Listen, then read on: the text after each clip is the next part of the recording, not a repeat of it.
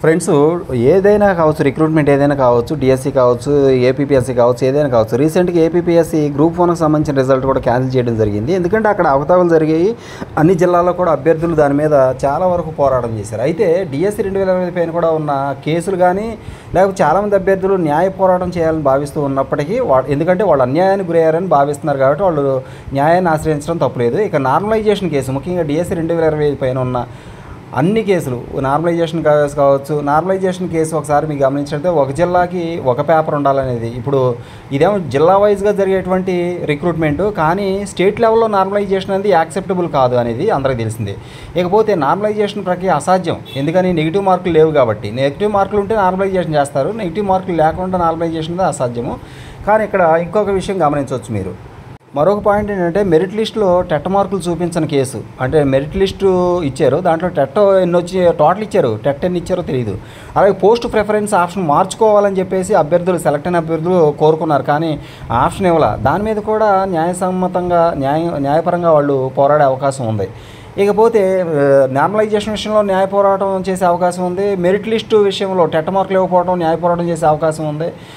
మరి ఆప్షన్స్, తమకు కావాల్సిన పోస్ట్ ఏది కావాలి, ఎందుకంటే క్వాలిఫై అయిన అభ్యర్థులు తమకు కావాల్సిన పోస్టు సెలెక్ట్ చేసుకునే ఆప్షన్ ఇవ్వలేదు, దాని మీద కూడా న్యాయ పోరాటం చేయొచ్చు. ఎగ్జామ్లో డాట్స్ వచ్చిన కేసు, మీకు రెస్పాన్స్ షీట్ ఇచ్చిన తర్వాత చాలామందికి ఆన్సర్లు పెడితే ఆన్సర్ రాకుండా డాట్స్ వచ్చినాయి, అది కూడా టెక్నికల్ ప్రాబ్లం, అది కూడా అభ్యర్థులు దాని మీద కూడా న్యాయ పోరాటం చేసే అవకాశం ఉంది. ఇక పోస్టులు అప్లికేషన్ల కన్నా మెరిట్ లిస్టులో ఎక్కువ మంది అభ్యర్థులు ఉన్నారు. మరి అప్లికేషన్ పెట్టినప్పుడు ఎంతమంది అభ్యర్థులు ఉన్నారో మనకి అనౌన్స్ చేయడం జరిగింది, కానీ మెరిట్ లిస్టులో అంతకంటే ఎక్కువ మంది అభ్యర్థులు కనిపిస్తున్నారు ఆయా కేటగిరీలో. మరి దాని మీద కూడా న్యాయ పోరాటం చేసే అవకాశం ఉంది. లాంగ్వేజెస్ వారు 2A పేపర్ క్వాలిఫైయింగ్ అనుకున్నా అవ్వకపోయినా కానీ, యాక్చువల్గా లాంగ్వేజ్ వాళ్ళు టెట్లో 2A పేపర్ రాయాలి, అది క్వాలిఫై కాకపోయినా కానీ నాన్ లాంగ్వేజ్ టెట్ మార్కులతో మెరిట్ లిస్ట్ ఇచ్చారు. దాని మీద కూడా కేసు అనేది యాక్చువల్గా న్యాయసమ్మతమైన న్యాయ పోరాటం అనేది చేయడానికి ఛాన్స్ ఉంది. ఇక ట్రైబల్ స్కూల్స్ టీచర్స్ పోస్టులు కలిపిన పోస్టు కేసు ఏదైతే ఉందో, ట్రైబల్ పోస్టులు తమకే ఇవ్వాలని కోరుకుంటున్నారు కదా, దాని మీద కూడా న్యాయ పోరాటం చేసే అవకాశం ఉంది. ఇక పీఈటీల కేసు అన్ని తీర్పులు వస్తే, ఇక్కడ గమనించండి, పీఈటీల కేసు ఒకటి ఉంది, అది కూడా యాక్చువల్గా అదే ఇప్పుడు ప్రస్తుతం పెండింగ్లో ఉన్న కేసు కూడా అదొకటే ఉంది. ఇవన్నీ కూడా మనం ఏ విధంగా న్యాయ పోరాటం చేసే అవకాశాలు ఉన్నాయి అభ్యర్థులు, ఇన్ని వేల మంది, ఇన్ని లక్షల మంది అనేది మనం చూస్తున్నాం. జీవో 77 ప్రకారం మరి రిజర్వేషన్ అమలు చేయకపోవడం, దానివలన రిజర్వ్డ్ క్యాండిడేట్స్ నష్టపోయారని చెప్పేసి అభ్యర్థులు భావిస్తున్నారు. ఇలా ప్రభుత్వం 5 లక్షల మంది పైగా అభ్యర్థులందరూ ఆవేదనతో కేసులు వేస్తే కంపల్సరీగా గ్రూప్ 2 లాంటి నోటిఫికేషన్ పైనే జిల్లాల వారీగా 10,000 పైన కేసులు హైకోర్టులో మరి రావడం జరిగిందన్నమాట. హైకోర్టులో ఫైల్ అయ్యాయి 10,000కు పైగా కేసులు గ్రూప్ 2. ఎందుకని? అది జిల్లాల వారీగా అన్ని కేసులు చూస్తే 10,000 పైనే ఉన్నట్లు హైకోర్టులో వేసినట్లుగా తెలుస్తుంది గ్రూప్ 2 మీద. ఎందుకంటే ఆ గ్రూప్ 2లో తాము అన్యాయానికి గురయ్యామని భావించారు కాబట్టి వాళ్ళు న్యాయాన్ని ఆశ్రయించడం జరిగిందనమాట. ఆ విధంగా 10,000 పైన కేసులు హైకోర్టులో వేయడం జరిగింది ఓన్లీ గ్రూప్ 2 మీద. ఆ విధంగా పోల్చుకున్నప్పుడు మరి ఎంతో ప్రాధాన్యం ఉన్నటువంటి టీచర్ పోస్టు, డిఎస్సి పోస్టుల్లో గందరగోళ పరిస్థితులు కావచ్చు, అభ్యర్థులు తాము ఏ విధంగా అయితే నష్టపోయామనుకుంటున్నారో ఆ రకంగా చూసినట్టయితే ఇంతకంటే ఎక్కువ కేసులు ఫైల్ అవుతాయేమో అనే సందేహం అయితే కలుగుతూ ఉందన్నమాట. గ్రూప్ 2 మీద 10,000 పైన కేసులు ఫైల్ అయితే గవర్నర్ గారికి అలాగే ఇంకోటి, గవర్నర్ గారికి ప్రతిదీ అన్యాయం అని చెప్పేసి పోస్ట్ కార్డులు కూడా రాయడం జరిగింది. అప్పుడు గ్రూప్ 2కి సంబంధించి పోస్ట్ కార్డులు కూడా రాశారు. అలాగే వందల సంఖ్యలో ప్రతి జిల్లాలో కూడా శాసనసభ్యులు ఇంటి వద్దకు వెళ్ళి రిప్రజెంటేషన్ కూడా ఇవ్వడం జరిగింది అప్పుడు. తద్వారా హైకోర్టులో అందుకే అది చివరి తీర్పు వరకు వచ్చింది. ఇక్కడ గమనించాల్సిన విషయం ఏంటంటే, గ్రూప్ 2లో న్యాయం జరగాలని చెప్పేసి అభ్యర్థులు గవర్నర్ గారికి లెటర్ రాశారు. అందులో జరిగిన అన్యాయాన్ని వివరిస్తూ గవర్నర్ గారికి లెటర్ రాశారు. కోర్టులు వెంబడి తమ కోర్టులో న్యాయం కోసం పోరాటం చేశారు. మళ్ళీ ఎమ్మెల్సీలు, ఎమ్మెల్యేల యొక్క ఇళ్ల దగ్గరికి వెళ్ళి తమ రిప్రజెంటేషన్ ఇచ్చారు. ఎన్నో రకాల ప్రయత్నాలు చేస్తే అది కోర్టులో చివరి వరకు రావడం జరిగిందనమాట. అక్కడ వాళ్ళకి న్యాయం జరిగింది.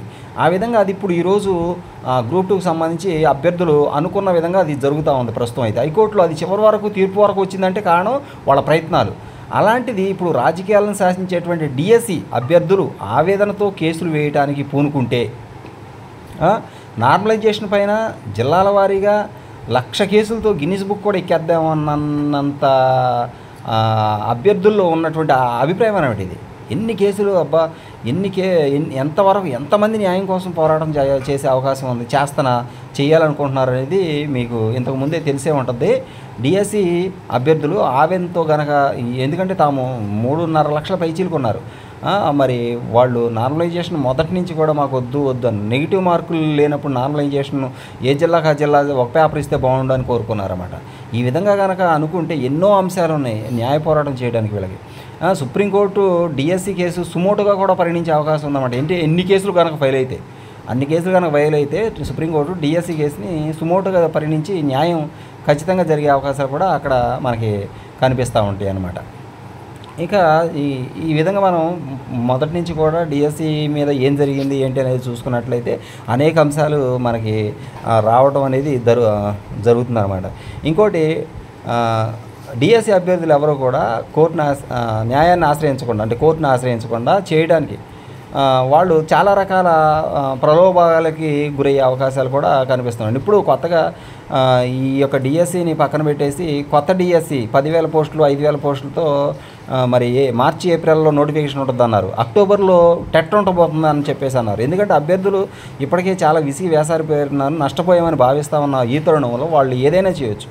అంటే వాళ్ళు ఏమైనా న్యాయ పోరాటానికి దిగుతారేమో అనే అనుమానంతో మరి ప్రభుత్వమే డిఎస్సి ఉంది, టెట్ ఉందని చెప్తుందేమో అని అనిపించింది అనమాట. మొదటగా అందరికీ దీంట్లో ఇలాంటి ప్రలోభాలు గురి చేసే భాగంగా అందరి చేత కూడా సర్టిఫికేట్లు అప్లోడ్ చేయమన్నారు. ఎందుకంటే అందరికీ ఎవరికి వాళ్ళే తమకి జాబ్ వస్తుందేమో, సర్టిఫికేట్లు అప్లోడ్ చేస్తున్నాం కదా, జాబ్ వస్తుందేమో అనే భ్రమ కలిగిందేమో అని అనిపిస్తుంది అనమాట. అందుకోసమే అందరి చేత సర్టిఫికేట్లు అప్లోడ్ చేయమన్నారేమో. అలాగే ప్రింట్ ఆప్షన్ తీయటం ఉంచడం, ఇలాంటి కొన్ని రకాల ట్రిక్స్ అనేవి అభ్యర్థులు ఫేస్ చేసినట్టు కలుగుతూ ఉందన్నమాట.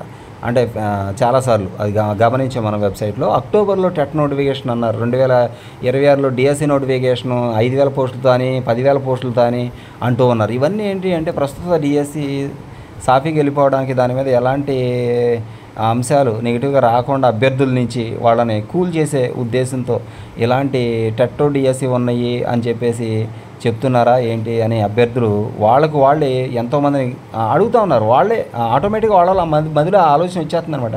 ఇప్పుడు ఒక పక్క ఈ డిఎస్సీలు నష్టపోయామంటే మళ్ళీ ఎప్పుడో డిఎస్సీ ఇస్తాము, ఇన్ని వేల పోస్టులతో డిఎస్సీ ఇస్తేనే మాకు న్యాయం జరగలేదు, ఈ అరకొర పోస్టులతో ఇస్తే మాకు అప్పుడు న్యాయం జరుగుద్దా అని అభిప్రాయాన్ని కూడా చెప్తున్నారు.